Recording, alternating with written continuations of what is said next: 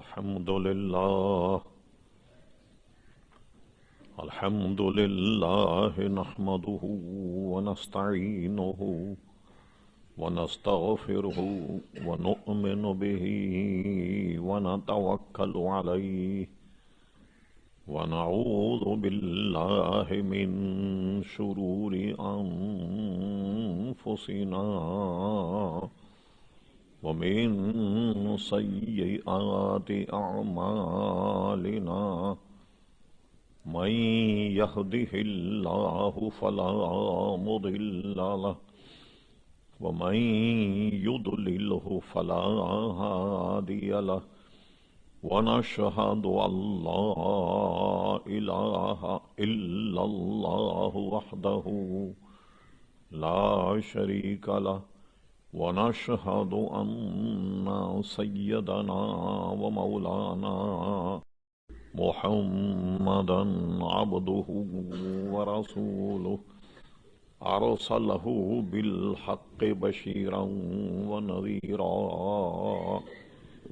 صلى الله تعالى على خير خلقه سيدنا محمد وآله وصحبه أجمعين أما بعد فأعوذ بالله من الشيطان الرجيم بسم الله الرحمن الرحيم كل نفس ذائقة الموت صدق الله مولانا العظيم وصدق رسوله النبي الكريم إن الله وملائكته يصلون على النبي يا أيها الذين آمنوا صلوا عليه وسلموا تسليما اللهم صل على سيدنا ومولانا محمد معظم الجود والكرم وآله وبارك وسلم صلاة وسلاما عليك يا سيدي يا رسول اللہ۔ معزز علماء کرام، لائق عزت تکریم حاضرین مجلس، مختصر حمد و صلات کے بعد اس فقیر حقیر نے آپ حضرات کے سامنے قرآن مجید فرقان حمید کی وہ آیت کا حصہ تلاوت کیا جو ہم سب کو یاد ہے۔ اسی آیت کی طرف آپ کی توجہ مبذول کرانا۔ کل ہمارے ایک عزیز کا انتقال ہو گیا تو ان کی 40ویں کی محفل تھی، تو اس میں میں نے یہی عرض کیا جس کو یہاں بھی دہرا دیتا ہوں۔ ہر جاندار کو موت کا مزہ چکھنا، کسی کا استثناء نہیں۔ عوام کو، انبیاء کرام علیہم السلام کو، صحابہ کرام کو، اولیاء اعظام کو، سب کو موت کا مزہ چکھنا۔ لیکن فرق یہ ہے ہم پر موت کا قانون کچھ اور ہے، انبیاء کرام علیہم السلام کے لیے موت کا قانون کچھ اور ہے۔ احادیث مقدسہ سے اور علماء کے اقوال سے متحقق ہے یہ بات کہ جنت میں ایک مقام جس کو اعلیٰ علیین کہتے ہیں، مومنین کی ارواح جب ان کے جسم سے نکالی جاتی ہے تو اعلیٰ علیین میں رکھی جاتی، اور کفار مشرکین کی روحیں ایک مقام ہے سجین، ایک اس میں رکھی جاتی۔ تو وہ ایک تو فرق یہ ہے۔ دوسرا یہ ہے کہ ہم جب انتقال کر جائیں تو ایک تو زندگی ہماری قبر کی ہے، عالم برزخ کی، لیکن انبیاء کرام علیہم السلام کا حال یہ ہے کہ ان کی ارواح اس قانون کے تحت ان کے اجسام سے نکالی جاتی، پھر انہی کے اجسام میں منتقل کر دی جاتی۔ جیسے وہ پہلے زندہ تھے اسی طرح اپنی قبر میں بھی زندہ ہے، نہ صرف یہ کہ زندہ ہیں بلکہ نماز بھی پڑھتے ہیں، جیسا کہ صحیح ستہ شریف میں، بخاری اور مسلم میں حضور علیہ السلام کی معراج شریف کی حدیث ہے کہ جب حضور معراج شریف کو گئے، تفصیل سے حدیث انس ابن مالک رضی اللہ عنہ نے بیان کی، وہ بخاری شریف میں بھی ہے اور مسلم شریف میں بھی ہے۔ مسلم شریف میں جو حدیث معراج ہے اس میں یہ بات موجود ہے کہ حضور علیہ السلام فرماتے ہم موسیٰ علیہ السلام کی قبر کے قریب سے گزرے تو ہم نے دیکھا موسیٰ اپنی قبر میں نماز پڑھ رہے ہیں۔ انبیاء کرام علیہم الصلوۃ والسلام اپنی قبور میں نماز بھی ادا کرتے، تو ان کی ارواح ان کے اجسام میں لوٹا دی جاتی ہے اور وہ پہلے کی طریقے سے زندہ ہیں، بلکہ علامہ عبد الوہاب شعرانی فرماتے ہیں بلکہ اس سے بھی ان کا تصرف زیادہ ہو جاتا جیسے زندگی میں تھا۔ زندگی اور انتقال کے بعد اولیاء، علماء اور اللہ کے نیک بندوں کے تصرف حال ایسا ہوتا جیسے کہ آسمان پہ پرواز کرنے والے پرندے کو پنجرے میں بند کر دیا جاتا، اب اس کی بھاگ دوڑ پنجرے کے اندر تک ہوتی، لیکن اسے جب کھول دیں بڑی بلندی پر پرواز کرتا ہے۔ تو یہ مثال ہے کہ جب تک روح آدمی کے بدن میں ہے گویا پرندہ پنجرے کے اندر ہے اور اس کا تصرف صرف اتنا ہی ہے جتنا پنجرہ، لیکن جب پنجرے سے نکل جائے تو بادلوں پہ پرواز کرے گا۔ تو انبیاء کرام علیہم الصلوۃ والسلام کی ارواح جو ہیں وہ اعلیٰ علیین میں ہوتے ہوئے جہاں چاہے تشریف لے جائیں، جن کی چاہے مدد کریں، یہ ان کا کرم ہے۔ اچھا ایک بات اور بھی یاد رکھیے، علماء فرماتے ہیں بہت سے لوگ سوالات کرتے ہیں، میں جواب پہلے ہی دے دوں۔ اچھا جب یہ تصرف کرتے ہیں تو کیا قبر میں ہوتے ہیں؟ جی ہاں، وہ قبر میں بھی ہوتے ہیں اور تصرف بھی کرتے ہیں۔ یہ نہیں کہ کہیں تصرف کریں تو وہ اپنی قبروں سے غائب ہوں، ایسا نہیں ہوتا۔ جیسا خود یہ حدیث جو میں نے بیان کی آپ کے سامنے، یہی اس پر مدلل دلیل ہے کہ موسیٰ علیہ السلام کو حضور علیہ السلام نے قبر میں دیکھا کہ نماز پڑھ رہے ہیں، مگر جب بیت المقدس گئے تو موسیٰ علیہ السلام وہاں بھی موجود۔ اچھا یہاں سے مل کر کے تمام انبیاء کرام نے مرحبا مرحبا کہہ کے حضور کو رخصت کیا، اور جب پہنچے حضور علیہ السلام چھٹے آسمان پہ تو موسیٰ علیہ السلام وہاں بھی موجود۔ اور علامہ شعرانی فرماتے ہیں ان کا عین ہے، غیر نہیں ہے کہ وہ کوئی اور موسیٰ ہو، قبر میں جو دیکھا وہ کوئی اور موسیٰ تھے، ایسا نہیں، بلکہ وہی موسیٰ قبر میں بھی ہیں، وہی موسیٰ مسجد اقصیٰ میں بھی ہیں، اور وہی موسیٰ علیہ السلام چھٹے آسمان پر بھی ہیں۔ یہ نہیں کہ کئی قسم کے موسیٰ ہوں، ایک کو قبر میں دیکھا اور ایک کو مسجد اقصیٰ میں دیکھا، نہیں، بلکہ ہر جگہ وہ تصرف کرتے۔ بس ان کی مثال ایسی ہے جیسے سورج کے سامنے آئینے رکھ دیے جائیں، 10-20 آئینے بھی اگر سورج کے سامنے ہوں تو ہر آئینے میں سورج نظر آئے گا اور وہی اپنی آب و تاب کے ساتھ نظر آئے گا۔ تو انبیاء کرام علیہم السلام کو اللہ تعالیٰ نے وہ مقام عطا فرمایا کہ ایک وقت میں متعدد جگہ وہ جلوہ گر ہوتے اور جہاں چاہیں تشریف لے جاتے، جہاں چاہیں تشریف لے جا سکتے، اور قانون موت چونکہ سب کے لیے ہے، ان پر موت آتی، مگر ایک لمحے کے لیے۔ اس کو اعلیٰ حضرت فاضل بریلوی نے یوں بیان کیا اپنے انداز میں، انبیاء کو بھی اجل آنی ہے مگر ایسی کہ فقط آنی ہے۔ اس سے انداز لگائیے ان جملوں سے، انبیاء کو بھی اجل آنی ہے مگر ایسی کہ فقط آنی ہے، بس پھر اس آن کے بعد ان کی حیات مثل سابق وہی جسمانی، یہ سات گزرنے کے بعد میں وہ پھر اسی طریقے سے زندہ ہیں جیسے اپنی زندگی میں تھے وصال سے پہلے۔ حیدرآباد دکن کے بہت بڑے محدث گزرے ہیں حضرت علامہ ابو الحسنات عبداللہ شاہ صاحب رحمۃ اللہ تعالی علیہ، نقش بندی سلسلے میں وہ بیت تھے اور نقش بندی سلسلے میں بیت کرتے تھے، بہت بڑے محدث تھے۔ حیدرآباد دکن کے ایک بہت بڑے امام گزرے ہیں شیخ الاسلام حضرت اللہ مولانا انوار اللہ خان صاحب، یہ خطابی خان تھے اور فاروقی تھے، یہ سب سے بڑے علامہ یہ گزرے حیدرآباد دکن، ان کے شاگرد تھے عبداللہ شاہ صاحب رحمت اللہ تعالی علیہ۔ انہوں نے بڑی ضخیم کتاب لکھی ہے 5 جلدوں میں، الزجاجہ، بالکل مشکات شریف کی طرح، جیسے صاحب مشکات نے حدیثیں امام شافعی کے مذہب پہ جمع کی، اور محدث دکن علامہ عبداللہ شاہ صاحب نے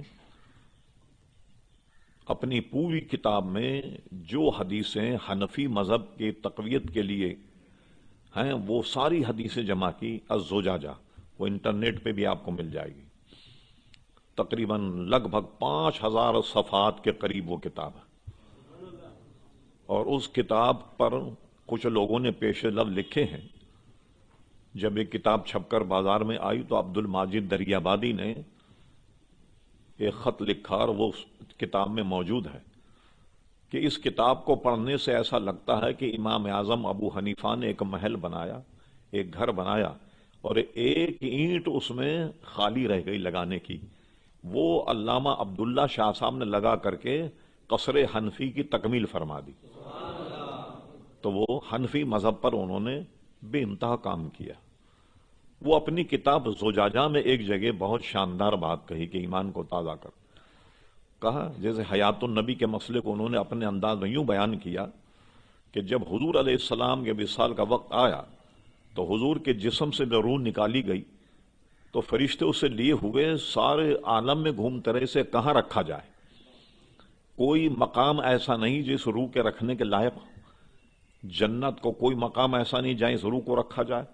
تو ساری کائنات گھومنے کے بعد حضور کی روح کو حضور کے جسم ہی میں رکھا کہ اس سے بہترین جگہ حضور کے روح کے رکھنے کے لیے کوئی نہیں۔ نعرہ تکبیر، نعرہ رسالت، قائل سنت۔ تو حضور کے جسم میں اس روح کو رکھ دیا گیا۔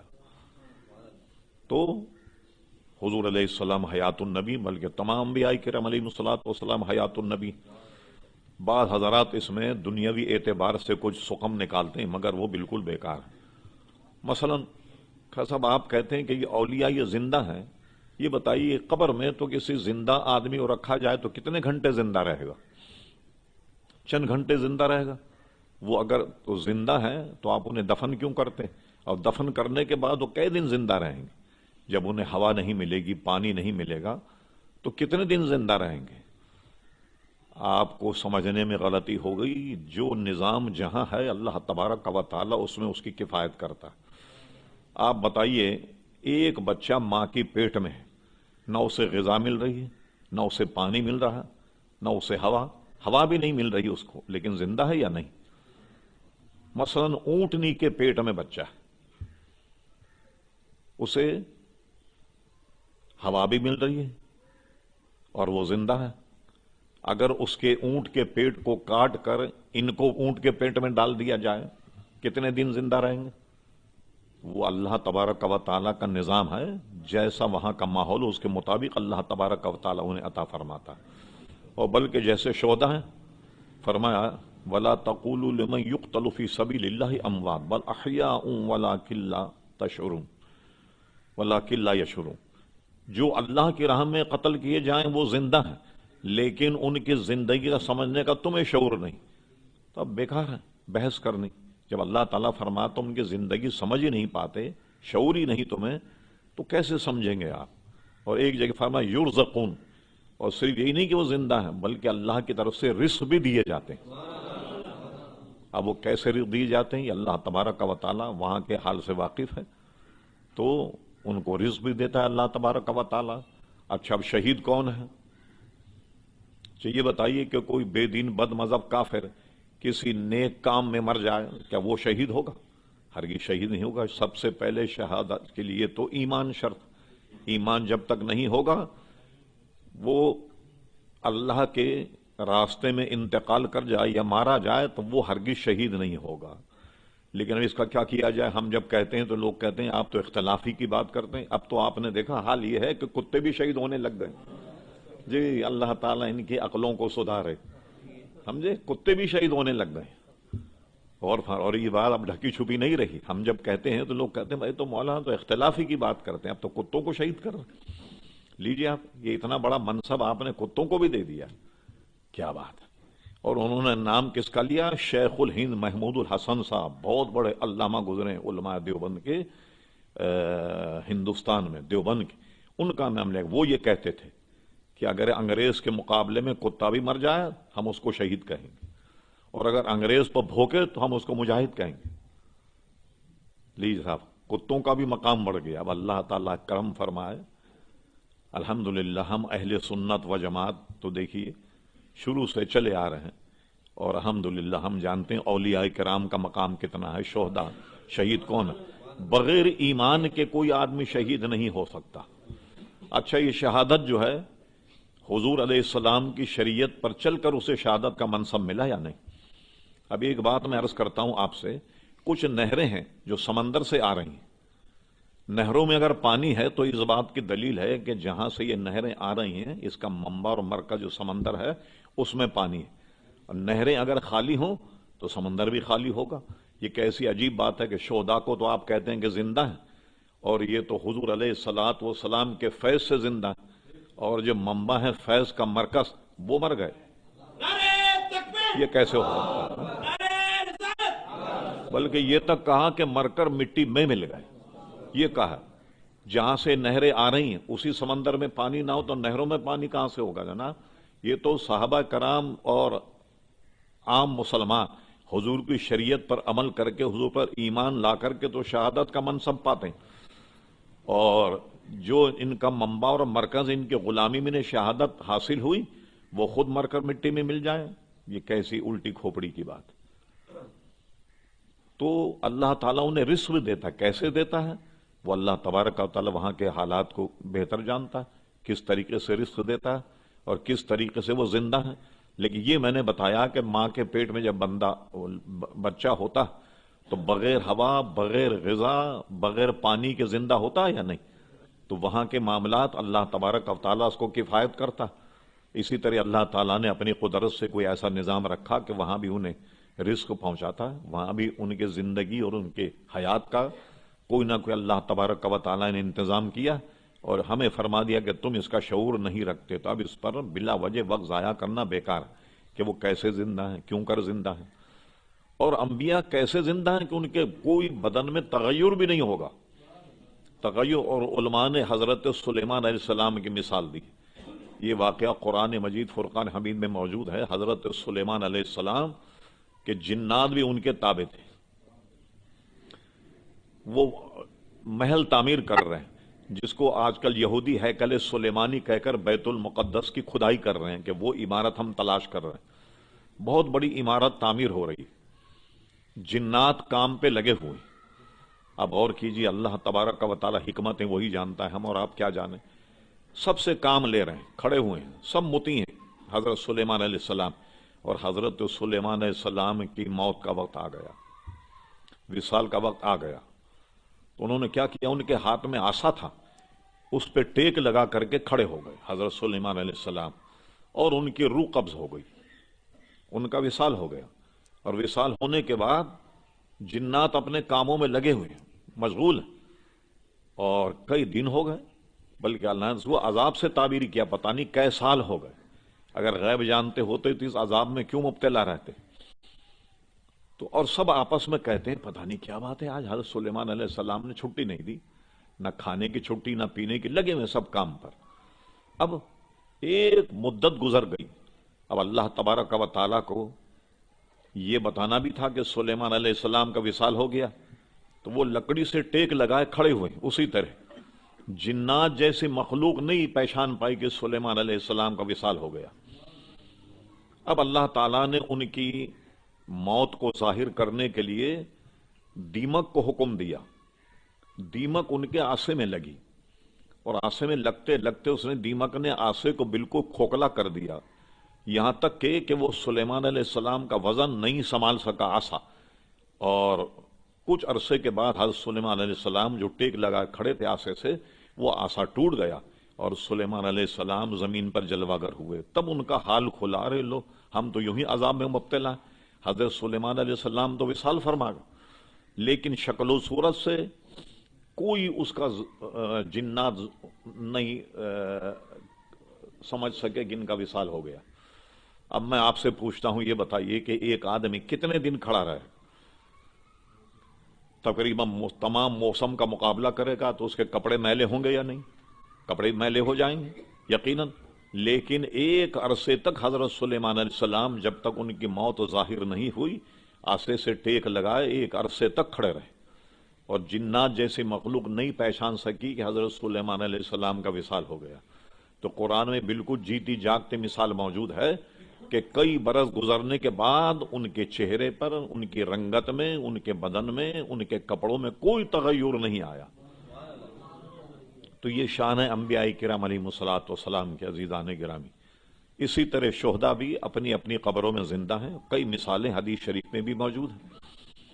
موطا امام مالک نے اس حدیث شریف کو لکھا، کسی وجہ سے غالباً امیر معاویہ کے زمانے میں، یا یہ کہ پانی آ گیا شہداء احد کی قبروں میں، تو یہ طے ہوا بعض روایتوں میں کہ حضرت امیر معاویہ وہاں سے کوئی نہر گزارنا چاہتے تھے تو ان کی قبروں کو منتقل کیا۔ جہاں اس وقت حضرت امیر حمزہ رضی اللہ عنہ کا مزار شریف ہے، یہ پوری جو ایک حصار ہے، ایک باؤنڈری وال، اس میں انہیں دفن کیا گیا اپنی قبر سے نکال کر۔ تو اعلان ہوا مدینی شریف میں کہ بھائی ان کے اجسام کو منتقل کر رہے ہیں، جو ان کے ہیں وہ آ جائیں، یعنی ان کے احیال میں سے، ان کی اولاد میں سے کوئی، تو ہم ان کو یہاں سے نکال کر وہاں دفنائیں۔ ایک صحابی کے بیٹے، وہ اس وقت جنگ کا معاملہ تھا، ہوا یہ کہ عجلت میں 2 صحابہ کو ایک قبر میں دفن کر دیا گیا تھا۔ یہ جنگ وہ تھی کہ جو مسلمان ہار گئے، باوجود جیتنے تھے جنگ ہار گئے۔ عجلت میں 2 صحابی ایک قبر میں دفن ہو گئے۔ ان کے صاحبزادے نے یہ معاملہ مناسب سمجھا کہ چلیں اپنے والد کو نکال کر الگ قبر میں دفن کر دیں۔ جب قبریں کھودی گئیں تو ایک صحابی، انہوں نے ایسے کمر سے ہاتھ لگایا ہوا تھا، دیکھنے والے یہ سمجھے کہ عجلت میں ان کے ہاتھ پیر سیدھا کرنا رہ گیا ہوگا، تو کمر پر ہاتھ تھا اور اس سے نکالا ہاتھ کو، تو اس جگہ جہاں ان کا ہاتھ تھا تازہ خون وہاں سے نکلنے لگا، اور یہ ہاتھ خود بخود پھر وہیں چلا گیا۔ اور یاد رہے آپ کو کہ موطا امام مالک جو ہے، یہ اولین کتابیں جو ہیں حدیث کی، ان کتابوں میں سے ایک کتاب ہے، اس کو کوئی جھٹلا نہیں سکتا، اس روایت کو نہ اس کتاب کو۔ ہاتھ ان کا پھر وہیں چلا گیا جہاں سے ان کو کھینچا گیا تھا ہاتھ کو، اسی طریقے سے، اور پھر اس کے بعد انہیں الگ قبر میں دفنایا گیا۔ اور اس قسم کے سینکڑوں واقعات صحابہ کرام کے دور میں ہوئے، خلفاء راشدین کے دور میں ہوئے، اور اس کے بعد بھی۔ اور آپ کو یاد ہوگا کہ عراق میں دریائے دجلہ کے کنارے 2 مزارات تھے، ایک تھے حضرت حذیفہ ابن یمان اور ایک تھے غالباً حضرت عبداللہ ابن جابر۔ اس وقت کا بادشاہ تھا جس کو شاہ فیصل اول کہتے تھے۔ یہ شاہ فیصل جو سعودی عرب کا تھا، اس کو شاہ فیصل دوم کہتے ہیں۔ وہ پہلا بادشاہ تھا جس کو شاہ فیصل کہتے تھے عراق کا۔ شاہ فیصل اول کے خواب میں وہ صحابہ آئے اور انہوں نے کہا کہ ہماری قبریں یہاں سے منتقل کر دو، ہمارے اجسام، ہماری قبر میں پانی آ گیا۔ انہوں نے علماء کرام کو بلایا اور فتوے لیے۔ یہ خبر ہندوستان وغیرہ کے بے شمار اخباروں کا، دنیا بھر میں اس خبر کا ایسا چرچا ہوا کہ اب یہ تاریخ طے کرنا پر مشکل ہو گئی کہ انہیں کس تاریخ کو نکال کر کے قبر میں رکھا جائے۔ تو بادشاہ نے اور ان کے مصاحبین نے یہ طے کیا کہ حج کا موسم قریب آ رہا، حج ہونے کے بعد کی کوئی تاریخ رکھی جائے تاکہ تمام لوگ ان کے جنازے میں شرکت کر لیں۔ وہ تاریخ رکھی گئی اور علماء نے فتویٰ دیا، اب ان کے اجسام کو یہاں سے منتقل کر دیا جائے، شرعاً کوئی حرج نہیں۔ علماء سے فتوے لینے کے بعد یہ کام ہوا۔ اور پہلے تو یہ کیا کہ دیکھیں ان کی قبر میں پانی ہے بھی یا نہیں۔ ان کی قبر اور دریا دجلہ کے کنارے ایک بہت بڑی کھائی کھودی گئی کہ دیکھیں اس میں پانی آتا ہے یا نہیں۔ بھئی جب قبر میں پانی آیا تو اس میں پانی آنا چاہیے، لیکن جب وہ کھودی گئی ایک کھائی نیچے تک، اس میں پانی نہیں آیا۔ لوگ سمجھے نہیں کیا مسئلہ ہوا، یہاں جب پانی نہیں ہے راستے میں تو قبر میں پانی کیسے آ گیا۔ لیکن بہرحال یہ طے ہوئی ایک تاریخ حج کے بعد کی۔ اس وقت تک یہ ٹیکنالوجی آ گئی تھی ویڈیو کی اور اسکرین والی۔ ایک جرمنی کمپنی نے کیا کیا کہ 15 فٹ کی اسکرین لگائی، کیونکہ خطرہ یہ تھا کہ 150 آدمی کہیں مر نہیں جائیں، ہر ایک آدمی ایک کے اوپر چڑھا جا رہا۔ انہوں نے کہا کہ یہاں کیمرہ لگا کر یہ ساری جو چیز ہے وہ اسکرین پر بتائی جائے۔ تاکہ لوگ مرنے سے بچ جائیں۔ چلیے یہ بھی طے ہو گیا، اور ان کی قبر کھود کر جب نکالا گیا، ایک ہندوستان کا اخبار ہے جس کا حوالہ ہمارے قاری صاحب رحمۃ اللہ علیہ کی ڈائری میں میں نے پڑھا، لکھا ہوا تھا ارومان، بمبئی سے نکلتا تھا۔ اس کی خبر یہ تھی کہ جب ان کو نکالا گیا، ان کے قبر سلامت تھے، اور ایسے کھینچنے سے قبر جو کفن جو ہے وہ پھٹ جاتا تھا۔ اور ایک خاص بات اس اخبار میں یہ تھی کہ جب ان کو نکالا گیا تو یہ بھی لکھا کہ ایک صاحب کی داڑھی سفید تھی اور ایک صاحب کی داڑھی سیاہ تھی۔ جن کی داڑھی سفید تھی وہ عمر رسید صحابی تھے، حضور کے رازدار صحابی حضرت حذیفہ ابن یمان رضی اللہ عنہ۔ کئی حدیثیں حضرت حذیفہ ابن یمان سے مروی۔ بلکہ جس وقت منافقین نے حضور کے علم پر طعن کیا کہ تم کہتے ہو نبی علیہ السلام کو تمہارے غیب کا علم ہوتا، دیکھو ہم تو رات دن ان کے پاس بیٹھتے ہیں، انہیں تو پتہ ہی نہیں لگتا کہ ہم منافق ہیں۔ یہ بات حضور تک پہنچ گئی تو کتاب الفتن من مشکاہ شریف میں حضرت عمر فاروق رضی اللہ عنہ فرماتے ہیں، حضور ممبر شریف پر چڑھے اور فرمایا لوگ میرے علم کے بارے میں ٹھٹا تمسخر کرتے ہیں، پوچھو مجھ سے جو پوچھنا چاہتے ہو۔ قیامت تک کے حالات حضور علیہ السلام نے ممبر شریف پر کھڑے ہو کر بیان کر دیے۔ ظہر کا نماز کا وقت تھا، ظہر کی نماز پڑھائی اور پھر اس کے بعد ممبر شریف پر چڑھ گئے، پھر اس کے بعد احوال بیان کرنا شروع کر دیے۔ قیامت تک کے حالات حضور نے بیان فرمایا۔ راوی کہتے ہیں جس نے جتنا زیادہ یاد رکھا وہ زیادہ علم والا، جو بھول گیا وہ بھول گیا۔ مگر جب کوئی واقعہ رونما ہوتا تو ہمیں یاد آ جاتا کہ یہ بات تو حضور نے فلاں موقع پہ ہم سے ارشاد فرما دی تھی۔ جب واقعے کو دیکھتے تو حضور کی وہ بات انہیں یاد آ جاتی۔ تو پھر ملا علی قاری کی شرح میں لکھا مشکات میں اس طرح انگلی سے اشارہ کر کے انہوں نے فرمایا فلاں بن فلاں اٹھ نکل مسجد سے، تو منافق ہے۔ جو کہتے تھے نا حضور منافق نے علم نہیں رکھتے، ایک ایک کا نام لے کر اسے اٹھایا، اٹھانے بعد مسجد سے باہر کر دیا، نکال دیا مسجد سے۔ نکالنے کے بعد پھر وہ ہوا کہ انہوں نے مسجد درار بنائی۔ انہی لوگوں نے مسجد درار بنائی جسے حضور علیہ السلام نے جلا دیا اور اس کو گرا کر کے اس کو مسمار کر دیا۔ انہوں نے بنائی تھی مسجد فتنہ پیدا کرنے کے لیے کہ لوگوں کو مسجد نبوی سے روک کر یہاں بھیجا جائے۔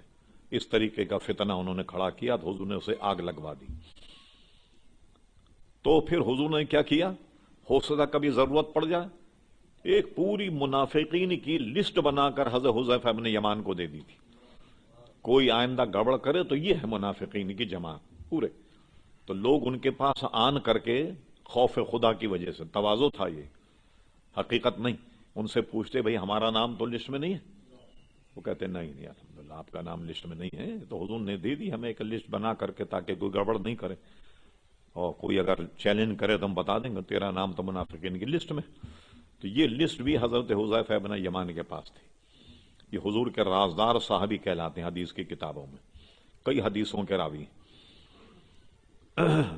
درود شریف اللہم صلی علی سیدنا محمد۔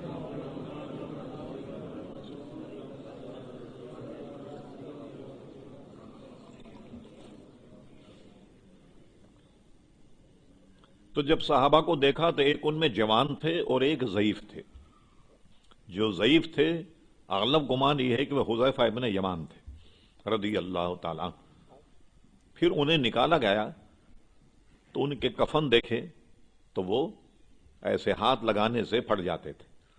اور ایک بات جو اخبار میں تھی وہ بڑی عجیب و غریب تھی کہ ان کی آنکھوں میں وہ چمک باقی تھی کہ جو زندہ آدمی کی آنکھ میں ہوتی، چمک رہی تھی ان کی آنکھ۔ حالانکہ انتقال کے بعد ہمیں آنکھ پر ایک پردہ آ جاتا اور آنکھ دھندلی ہو جاتی، انتقال سے پہلے ہونی شروع ہو جاتی۔ ماہرین تو یہ کہتے ہیں کسی آدمی کو سزائے موت ہو جائے، اس کو جب کال کوٹری میں ڈالا جاتا ہے، سزائے موت سے پہلے اگر اسے دیکھا جائے ایک تو رنگ پھیکا پڑ جاتا اور آنکھوں میں اس کے اندھیرا آ جاتا ہے موت کے خوف کی وجہ سے، اور ایک پردہ جیسا آتا ہے، اس کی آنکھوں میں چمک جو ہے وہ ختم ہو جاتی۔ ایک اتنی ہیبت ہوتی پھانسی کی کہ آدمی کیا کرتا ہے، پھانسی سے پہلے پھانسی لے لیتا ہے، مر جا۔ اسی لیے کال کوٹری میں ڈالنے سے پہلے اس کا کمر بند نکال لیا جاتا، کہیں ایسا نہ ہو کہ رات میں یہ کہیں کمر بند ڈال کر یہ خود پھانسی نہ لے لے۔ اور کوئی پتھن والا آدمی ہو تو اس کا بیلٹ نکال لیتے ہیں، ایسا نہ ہو کہ بیلٹ گلے میں ڈال کر کے مر جائے، پھانسی سے پہلے مر جائے۔ ہیبت ایسی ہوتی ہے پھانسی کی کہ آنکھوں میں آدمی کا اندھیرا آ جاتا ہے، سفیدی آ جاتی۔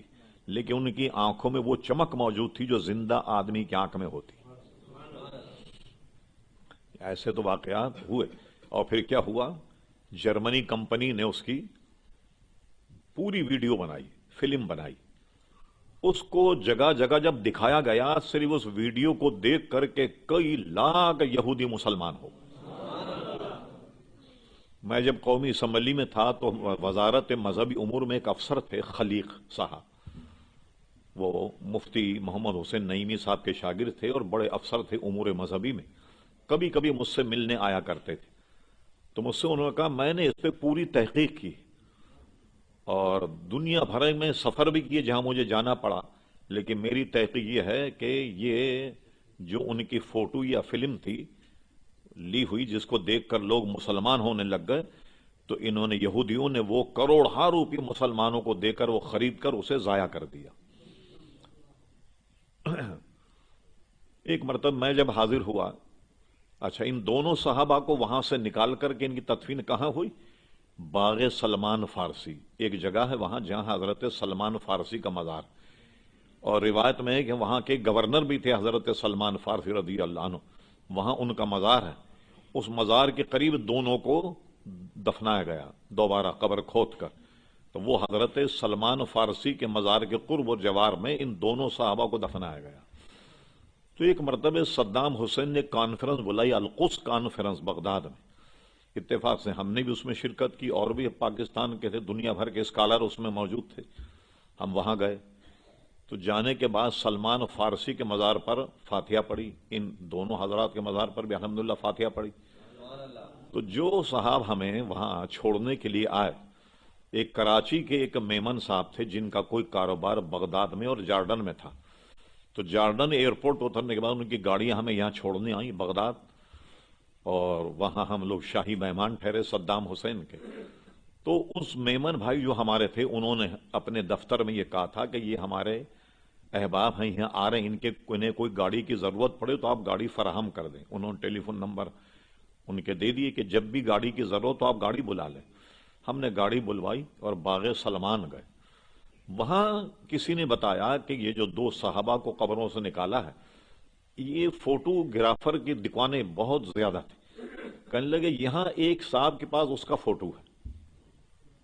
اب بتقاضۂ بشریت ہم پہنچ گئے اس کے پاس. اچھا ہم نے کہا دکھاؤ بھائی ذرا وہ فوٹو.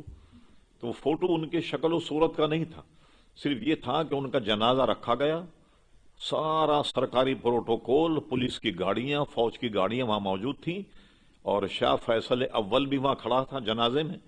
اور اس طریقے سے منظر تھا کہ اس کے پیچھے قصرہ کا محل آتا تھا، یعنی صرف جنازے رکھے ہوئے تھے. یہ فوٹو ہمیں صرف ملا.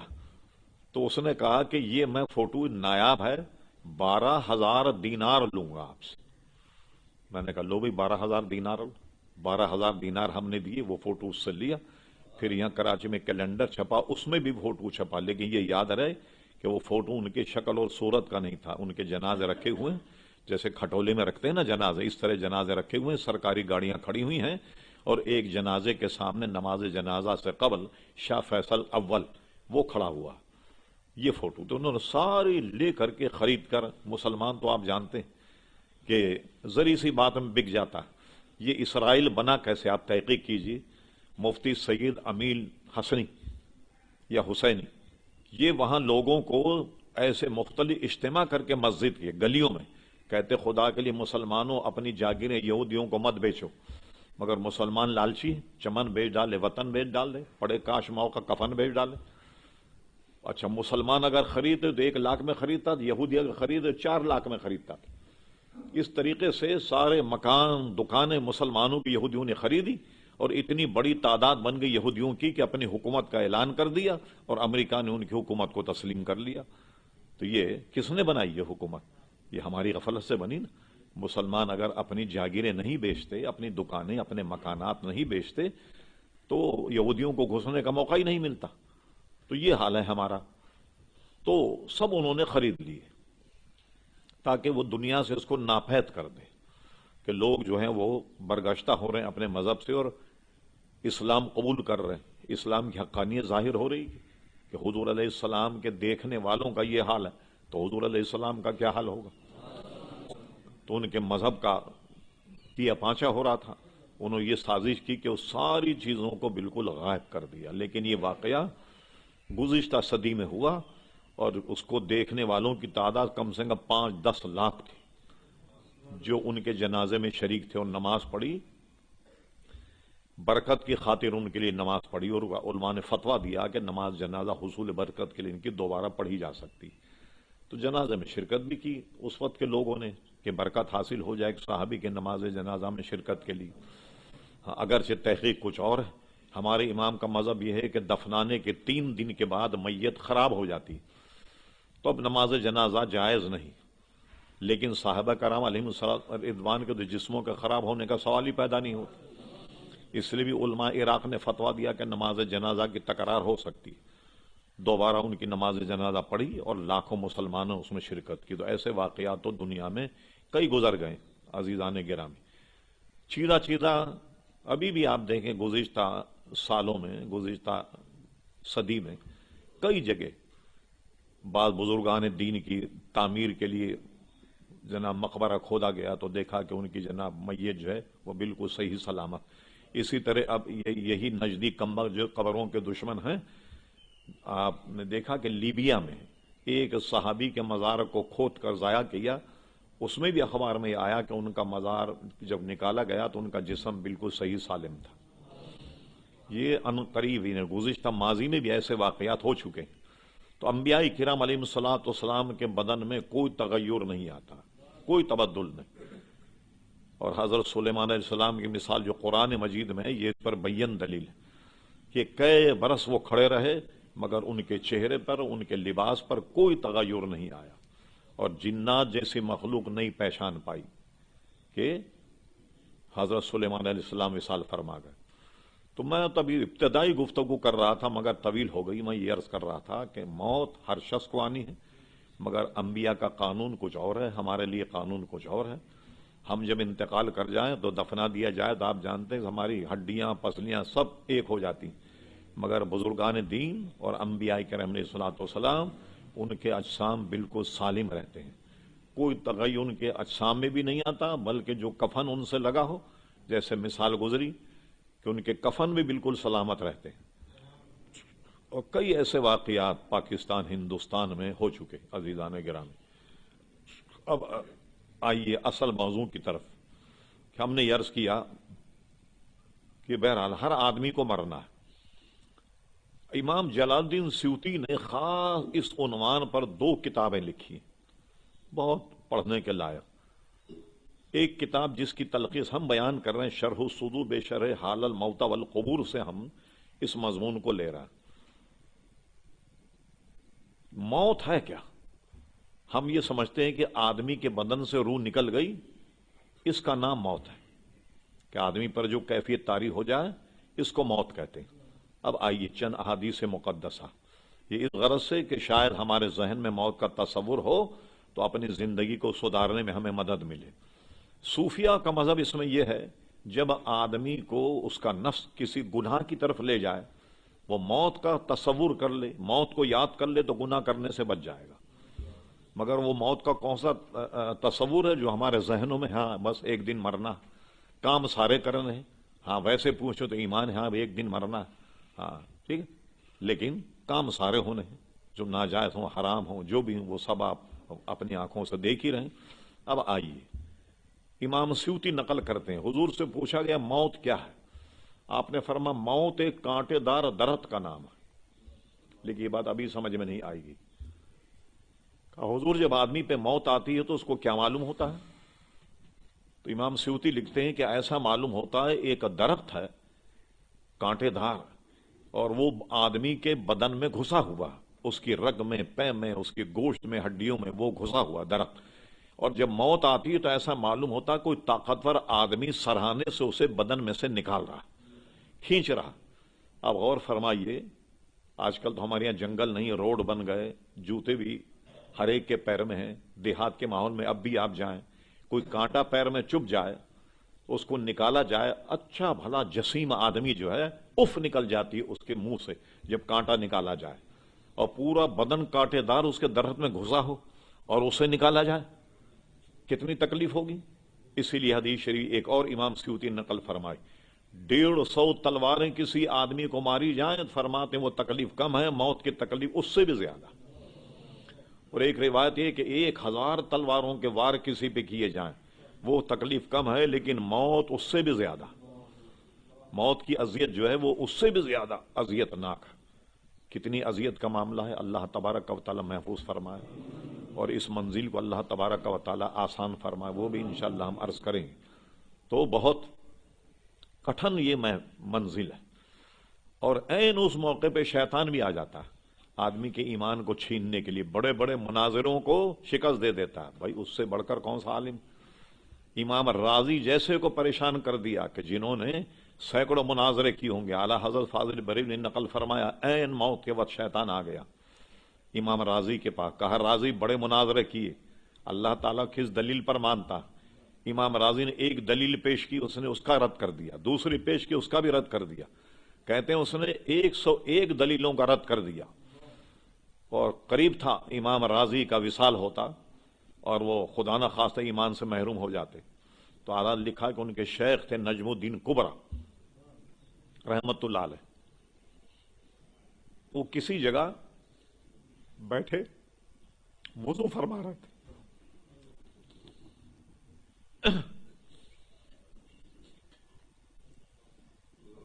اپنے مرید کے کیفیت کو دیکھ لیا.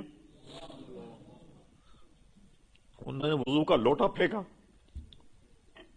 نعرہ تکبیر، نعرہ رسالت.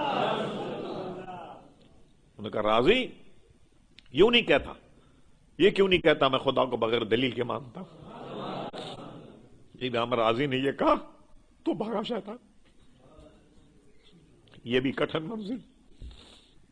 یہ بھی بغیر حضور کے صدقے کے ممکن نہیں.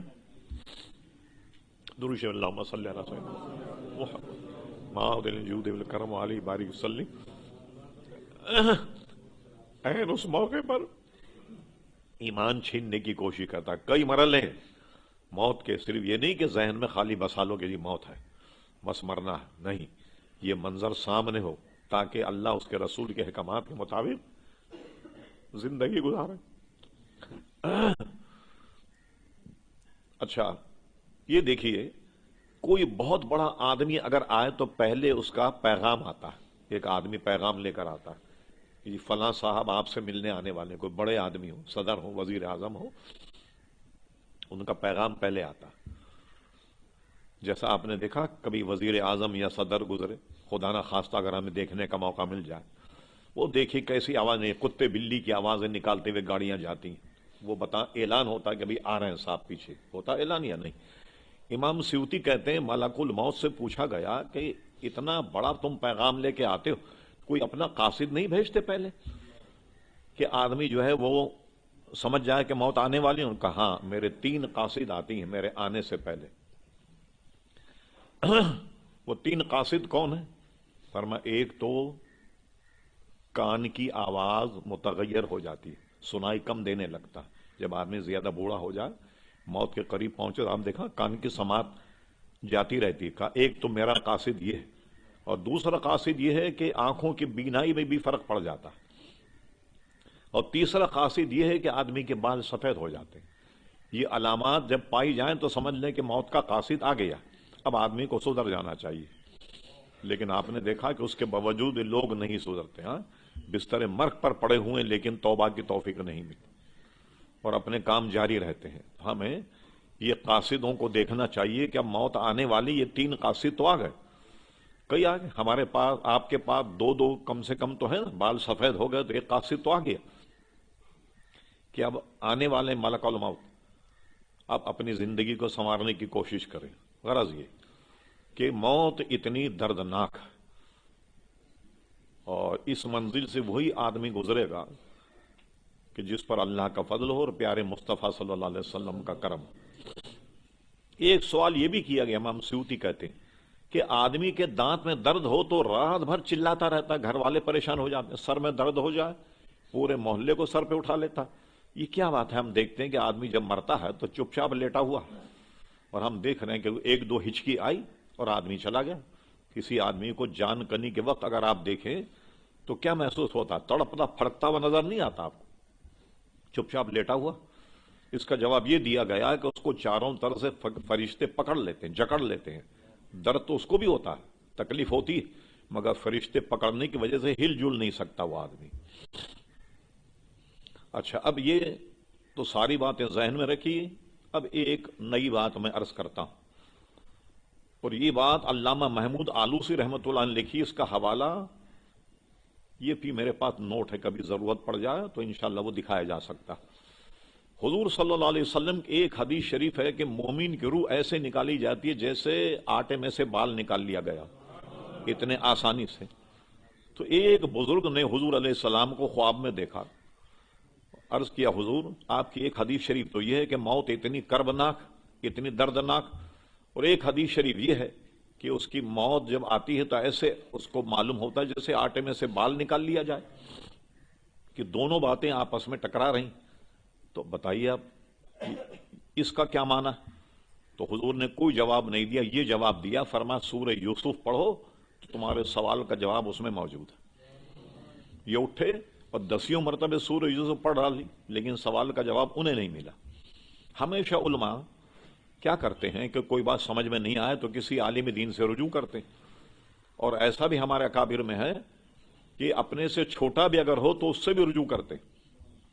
شاید یہ بات میری نہیں، اس کی سمجھ میں آ جائے. علم کسی کی میراث تھوڑی، ہو سکتا ہے اس کی سمجھ میں آ جائے. وہ ایک بزرگ کے پاس گئے، ان سے کہا کہ یہ واقعہ ہے، رات حضور علیہ السلام نے مجھ سے فرمایا کہ تمہارے سوال کا جواب جو ہے وہ سورہ یوسف میں صبح سے پڑھ رہا ہوں سورہ یوسف، مجھے تو اس کا جواب نہیں مل رہا. وہ بہت بڑے عالم تھے، انہوں نے کہا کہ تم سمجھ نہیں پائے. حضور علیہ السلام نے جو فرمایا سورہ یوسف میں اس کا جواب ہے، تو وہ جواب تمہارا اس آیت میں کہ جب زلیخا پر اس کی سہیلیوں نے طنز کیا کہ وہ کون انسان ہے جس پر تو اتنی فریفتہ ہے، جب دیکھو یوسف، جب دیکھو یوسف. انہوں نے کہا ٹھیک ہے، میں تمہیں جمال یوسف ہی بتاتی ہوں. یوسف علیہ السلام کو بلایا گیا اور ان کے چہرے پہ نقاب تھا، کوئی دیکھنے کی تاب نہیں رکھتا تھا ان کے. اب کیا کیا، خواتین جو تھی ان کی سہیلیاں جو اس پر طنز کرتی تھی، ان کے ہاتھ میں پھل دیا اور ایک ہاتھ میں چھری دی اور کہا کہ یوسف علیہ السلام کے جمال کو ہم بے نقاب کرتے ہیں اور تم یہ پھل کاٹنا. اکثر نے لکھا کہ ان کے ہاتھ میں لیمو تھے، ایک ہاتھ میں لیمو اور ایک ہاتھ میں چھری. اور یوسف علیہ السلام کا چہرہ بے نقاب کیا، انہوں نے کہا اب ان کو دیکھو اور اب یہ لیمو کاٹو. چنانچہ ان کے دیکھ کر یوسف علیہ السلام کا حسن و جمال اتنا غالب آ گیا ان خواتین کے عقلوں پر کہ انہوں نے جب لیمو کاٹے، لیمو کاٹنے کے بعد انگلیاں کاٹنے لگ گئیں اپنی. کیا انگلی کاٹنے میں تکلیف نہیں ہوتی؟ مگر انہیں تکلیف نہیں ہو رہی تھی. جمال یوسف میں اتنے مستغرق ہو گئیں کہ ان کو تکلیف کا احساس ہی نہیں ہوا. اور لیمو کاٹنے کے بعد انگلیاں کاٹنے لگیں اور دیکھ کر کہنے لگے اوفو، یہ تو آدمی نہیں، یہ تو کوئی فرشتہ لگتا ہے آسمان سے اتر کر آ گیا. لیکن بات کو ان کو پتا تو یہ لگ گیا کہ یہ زلیخا کس بات کی عاشق ہے، کوئی حسن و جمال تو ہے یا نہیں. تو علامہ آلوسی نے لکھا بہت شاندار بات، اللہ تعالیٰ ان کی قبر کو رحمت و رضوان سے بھر دے. فرما دیکھیے تکلیف تو ہر آدمی کو مرتے وقت ہوگی، لیکن صحیح معنی میں حضور کی غلامی مرے تو مرتے وقت جلوہ پاک مصطفیٰ سامنے آ جاتا ہے.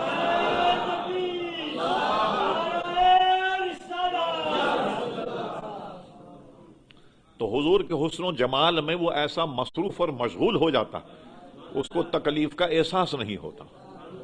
تکلیف تو ہوتی ہے مگر حضور کے حسن و جمال کو دیکھتے ہوئے اور اس پر وہ ایسا غالب آ جاتا دل اور دماغ پر کہ تکلیف کا احساس نہیں ہوتا. جیسا کہ زلیخا کی سہیلیوں نے انگلی کاٹ لی اور ان کو تکلیف کا احساس نہیں ہوا. اور پھر حضور علیہ السلام کا حسن و جمال، یوسف علیہ السلام کا حسن و جمال، کسی شاعر نے خوب کہا کہ زمانہ شاہد کہ خدا شاہد کے زمانہ سر کٹا تھا حسن یوسف پر، نمک تھوڑا سا مل جاتا اگر ان کے نمکداں سے. یہ عربی میں نمک کو کہتے ہیں ملح، اور اردو میں بھی کسی آدمی کو حسین چہرہ نظر آیا تو کہتے ہیں بڑا نمک ہے اس کے چہرے پر. تو حسن کو بھی تعبیر کر دیں کبھی کبھی نمک سے. کہتے ہیں خدا شاہد کے زمانہ سر کٹا تھا حسن یوسف پر، نمک تھوڑا سا اگر مل جاتا ان کے نمکدان سے، دنیا کے حسینوں کو جو دینی تھی ملاحت، تھوڑا سا نمک ان کے نمکدان سے نکالا۔ استاد زمن کا شعر کہ دنیا کے حسینوں میں جب حسن بانٹنا تھا تو اللہ تعالیٰ نے ان کے نمکدان میں سے تھوڑا سا نمک نکال کر ساری دنیا کو حسن و جمال دیا۔ شاہ ولی اللہ مہدی دہلوی کی کتاب ہے در ثمین فی مبشرات نبی الامین، اس میں 40 مبشرات انہوں نے جمع کی ہیں۔ اس میں ایک بات یہ لکھی شاہ ولی اللہ نے جو بڑی سننے کے لائق ہے، اس سے اس کا تھوڑا سا تعلق ہے۔ کسی بزرگ نے حضور علیہ السلام کو خواب میں دیکھا، شاہ ولی اللہ نقل کرتے ہیں، انہوں نے کہا حضور یہ تو ہم سنتے چلے آئے کہ آپ کا حسن تمام حسینوں میں سب سے زیادہ، لیکن ہم نے کبھی یہ نہیں دیکھا کہ یوسف علیہ السلام کے حسن کو دیکھنے میں تو لوگ چکرا کے گر جایا کرتے تھے، ذہن خراب ہو جاتا تھا، چکر آ جاتے، بے ہوش ہو جاتے، لیکن آپ سب میں حسین ہیں، تو کوئی حدیث میں ایسا نہیں آیا کہ کوئی آپ کو دیکھ کر کے چکرا گیا یا آپ کو دیکھ کر کے کوئی گر گیا۔ تو حضور نے جواب یہ دیا، شاہ ولی اللہ لکھتے ہیں، کہا بات یہ ہے کہ اللہ تبارک و تعالیٰ نے میرے چہرے پر کئی ہزار نقاب ڈال کر مجھے دنیا میں مبعوث کیا، اگر میں اصل حالت میں آلا تھا تو کوئی میری ایک جھلک بھی نہیں دیکھ سکتا تھا۔ اسی کو استاد زمن کہتے خدا شاہی زمانہ سر کٹاتا حسن یوسف پر نمک تھوڑا سا مل جاتا اگر ان کے نمکدان سے۔ اور ایک جگہ فرماتے ہیں ایک جھلک دیکھنے کی تاب نہیں عالم کو، وہ اگر جلوہ کریں کون تماشائی؟ تماشائی کہاں سے لاؤ گے اگر وہ اگر جلوہ کریں؟ اس لیے حضور علیہ السلام کا حسن و جمال تو کئی ہزار پردوں میں اللہ تبارک و تعالیٰ نے ان کے چہرے پر پردے ڈال کر دنیا میں مبعوث کیا، ورنہ حضور علیہ السلام کا حسن و جمال یوسف علیہ السلام سے زیادہ ہر اعتبار سے۔ اور ایک مرتبہ مجھے کہیں سے ایک پرچہ ملا، صرف 4 صفحے کا تھا حضور کے حسن و جمال پر۔ اس پرچے کو دیکھ کر مجھے افسوس ہوا کہ مصنف نے حضور کے حسن و جمال کی تعریف کی اور صرف 4 ورق لکھے۔ اس وقت میں نے عزم کیا کہ میں حضور کے حسن و جمال پر کوئی کتاب لکھوں گا۔ پھر اس فقیر حقیر نے کتاب لکھی حضور علیہ السلام کے حسن و جمال پر، جمال مصطفیٰ کے نام سے، جو آپ کو یہاں سے مل سکتی ہے اور بازار میں کسی بھی دکان سے آپ کو مل سکتی ہے، جمال مصطفیٰ صلی اللہ علیہ وسلم۔ اس میں ہم نے بتایا کہ حضور کا حسن و جمال کیا تھا۔ ابن عساکر نے حدیث نقل کی کہ حضرت عائشہ صدیقہ رضی اللہ تعالیٰ عنہ فرماتی ہیں اعلی صبح جس میں اندھیرا ہوتا ہے مجھ سے سوئی گم گئی، میں ہر چن اسے تلاش کرتی رہی مگر سوئی ملی نہیں۔ اچانک حضور تشریف لائے، جیسی آپ نے حجرے میں قدم رکھا تو حجرہ اتنا روشن ہو گیا کہ میں نے آپ کی روشنی میں سوئی کو تلاش کر لیا۔ یہ تھا حضور کا حسن و جمال۔ اسی کو اعلیٰ حضرت فرماتے ہیں سوزن گم شد ملتی ہے تبسم سے تیرے، شام کو صبح بناتا ہے اجالا تیرا۔ تو اتنا کمرہ روشن ہو گیا کہ حضرت عائشہ صدیقہ نے اس میں سوئی اٹھا لی۔ اچھا، تو بات یہاں چلی تھی کہ موت جب آتی ہے تو ایک بہت بڑا پیغام لے کر آتی ہے، تو اس کے قاصد پہلے آ جاتے، اور وہ قاصد یہ ہے نظر آدمی کی کمزور ہو جاتی ہے، سماعت کمزور ہو جاتی ہے، اور بال اس کے سفید ہوتے ہیں۔ یہ 3 قاصد ہیں جو آتے ہیں۔ تو ایک بات یہ بھی سمجھ میں آ گئی کہ مرتے وقت ہر آدمی کو تکلیف ہوتی ہے، اور یہ جو حدیث میں فرمایا کہ مومن کی روح ایسے نکالی جائے جیسے آٹے میں سے بال، تو وہ حضور علیہ السلام سامنے جب جلوہ گر ہو جائیں تو آدمی کو تکلیف کا احساس نہیں ہوتا، مگر یہ کب ہوگا؟ جب حضور کی غلامی کی جائے، حضور علیہ السلام کی اطاعت کی جائے، حضور کی فرما برداری کی جائے، تو آنے والی ہر منزل آسان، موت کے بعد قبر کی منزل یہ بھی آسان، اور قیامت کی منزل بھی آسان۔ اور وہ بھی میں 1-2 مثال دے دوں۔ آدمی جب قبر میں رکھا جائے تو ایک فرقہ ہے اپنے آپ کو مسلمان کہلاتا مگر عذاب قبر کا منکر ہے۔ تو محدثین ہمارے جانتے تھے کہ ایک وقت آئے گا کہ لوگ عذاب قبر کے منکر ہوں گے، اس لیے انہوں نے عذاب قبر پر اپنی اپنی کتابوں میں باب باندھا ہے۔ اس وقت ہم مشکاۃ شریف سے کچھ باتیں عرض کرتے ہیں کہ وہ یہ ہے کہ جب آدمی کا انتقال ہو تو اس کو جب قبر میں اتارا جاتا ہے تو سب جانتے ہیں کہ 3 سوال ہوتے ہیں۔ من ربو کا، تیرا رب کون ہے؟ وہ کہے گا ربی اللہ، میرا رب اللہ تبارک و تعالی۔ پھر پوچھا گا ماں دینوں کا، بتا تیرا دین کیا ہے؟ وہ کہے گا دین الاسلام، میرا دین اسلام۔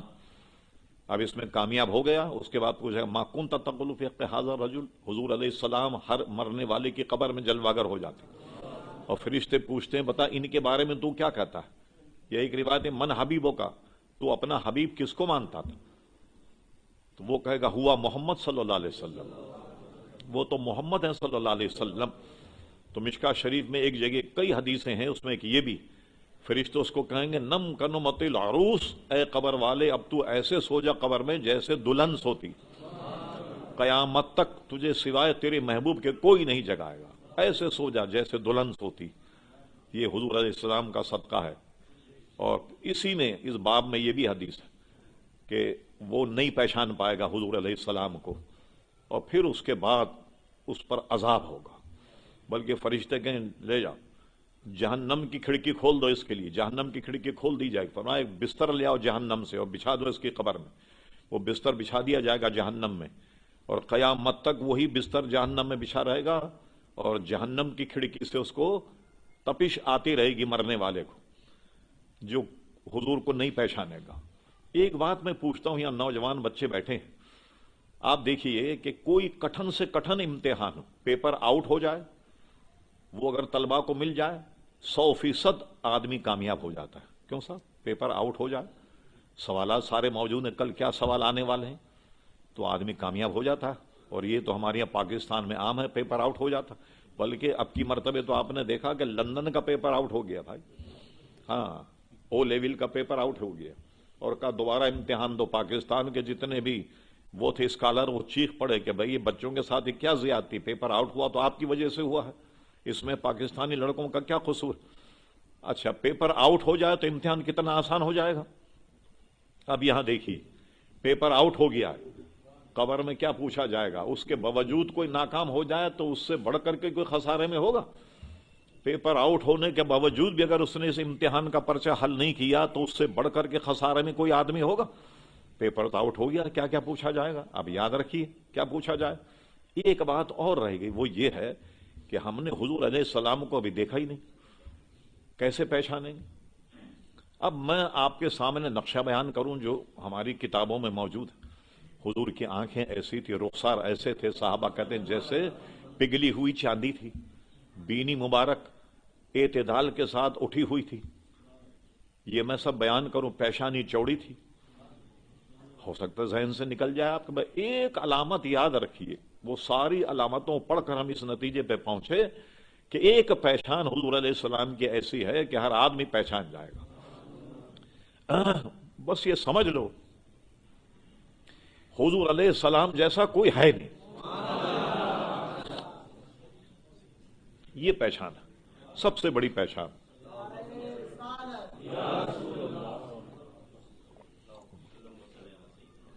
پھر اس کا سمری ہوگا نم کنمت العروس، اے قبر والے اب تو ایسے سو جا جیسے دلہن سوتی، قیامت تک کے لیے آرام سے وہ قبر میں سوتا رہے گا۔ یہ انعام کیا ہے؟ یہ حضور علیہ الصلوۃ والسلام پر ایمان لانا، ان کی غلامی، ان سے عشق اور محبت کا یہ انعام۔ کل قیامت کا دن کتنا ہوگا؟ ہفتہ دو ہفتے کا 50,000 سال کے برابر ہوگا۔ اور حدیث شریف فرمایا میرے غلاموں کے لیے ایسا ہوگا جیسے عصر کی 2 رکعتیں۔ عصر میں آپ آئیں تو عصر کی جب 2 رکعتیں آپ پڑھیں، کتنا وقت چاہیے اس کے لیے؟ بھائی 5 منٹ لے لیں، 4 منٹ لے لیں، 8 منٹ لے لیں، بس اتنا وقت ہوگا، 50,000 سال کا دن گزر جائے گا۔ مگر وہ جو حضور کا غلام ہوگا، جو حضور کے دامن سے وابستہ ہوگا، اتنا بڑا عذاب کا دن جو ہے وہ ایسے جیسے عصر کی 2 رکعتیں۔ اب کتنا وقت لگتا ہے عصر کی 2 رکعتوں میں؟ یہاں میں 1-2 باتیں اپنی بیان کر دوں، ذرا موضوع سے ہٹ کے ہے۔ ہم کتنی دیر میں پڑھتے ہیں رکعتیں؟ اللہ اکبر! تراویح کو آپ دیکھیے، آپ ہر آدمی وہ مسجد تلاش کرتا ہے جہاں یعلمون و تعلمون کی تراویح ہوتی ہے، 20 منٹ میں ختم ہو جائے۔ ایک ہمارے جاننے والے انہوں نے علم ترا کیفا کی تراویح کا ریکارڈ قائم کیا 17 منٹ میں۔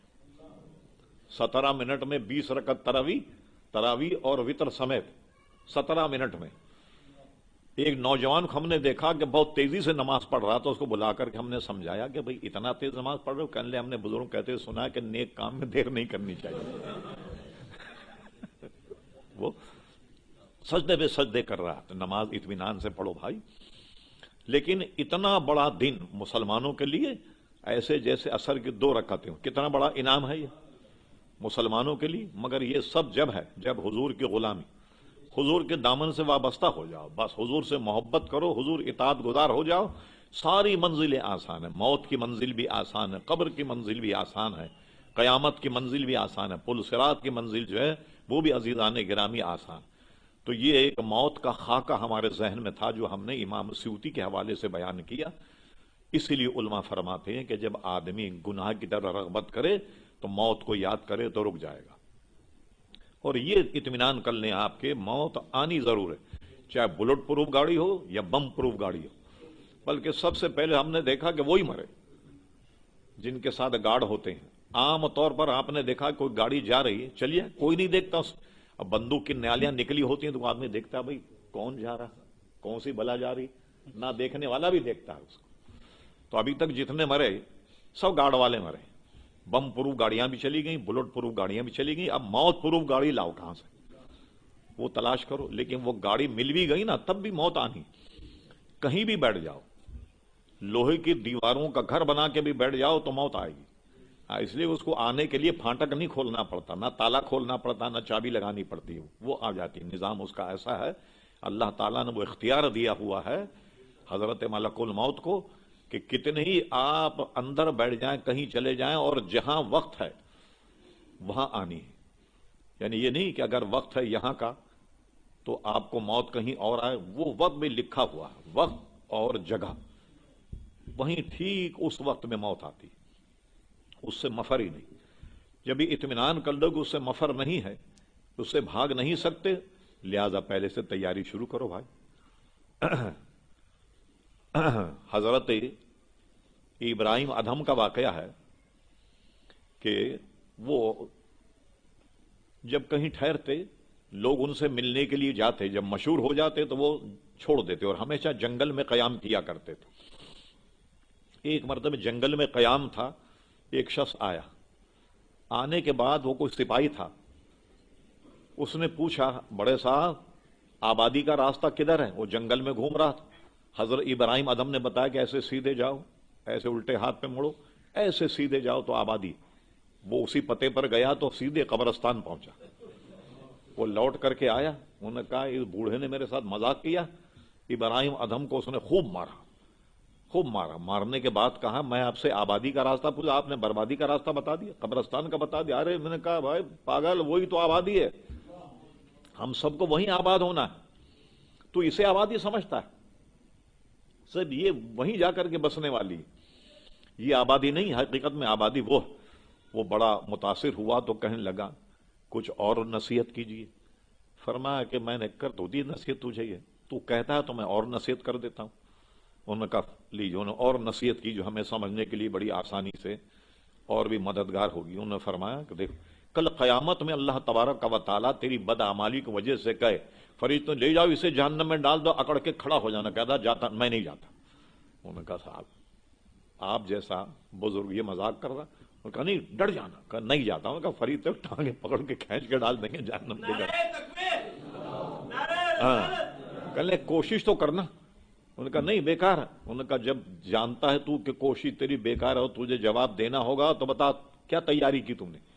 کوئی تیاری کی اللہ تعالیٰ کے دربار میں کھڑے ہونے کی؟ اور اس کے بعد انہوں نے کہا اور کچھ نصیحت کیجیے. فرمایا قبر میں جب نکیرین آئے اور تجھ سے پوچھے من ربوں کا، دونوں کو باہر نکال دینا. کہنا جاؤ تمہارے سوالوں کو میرے پاس کوئی جواب نہیں. وہ ہنسنے لگا. کہا حضور ان کے قبروں میں نکال مار مار کے وہ تو بھوسا بھر دیں گے، وہ تو نکلیں گے تھوڑی نکالنے. کہنے لگے تجھے اطمینان ہے کہ تجھے جواب دینا ہوگا؟ جب تجھے یقین ہے کہ تجھے ان کا جواب دینا ہوگا تو ابھی سے تیاری شروع کر لے، کیونکہ اس سے بھاگ نہیں سکتا. ابھی سے تیاری کر کہ کیا جواب دینا ہے، کیا کیا معاملات ہیں. ابھی سے تیاری کر اور صاف ستھرا ہو کر کے قبر میں جا. یہ ایسی منزلیں جس سے مفر نہیں، آدمی بھاگ نہیں سکتا. یہ ان منزلوں سے اسے گزرنا. ہم نے حدیث کی کتابوں میں پڑھا حضرت عثمان غنی رضی اللہ عنہ قبر کو یاد کر کے بہت زیادہ روتے تھے. تو بعض لوگوں نے ان سے سوال کیا تو انہوں نے کہا اصل میں قبر جو ہے یہ پہلی منزل ہے آخرت. اگر اس میں اللہ تبارک و تعالیٰ اپنے بندے پہ کرم کر دے تو آنے والی جتنی منزلیں وہ سب کی سب آسان. اگر یہ منزل کٹھن ہو جائے تو اب سمجھ لو کہ آنے والی جتنی منزلیں سب کی سب کٹھن. تو ہمیشہ موت کو یاد رکھو اور برائیوں سے دور رہو اور وہ کام کرو جو موت سے لے کر قبر اور قبر سے لے کر حشر تک ہماری مدد کریں. وہ کیا ہے؟ وہ حضور علیہ السلام کی سچی پکی غلامی. اللہ تعالی ہم سب کو حضور کا سچا پکا غلام بنا دے.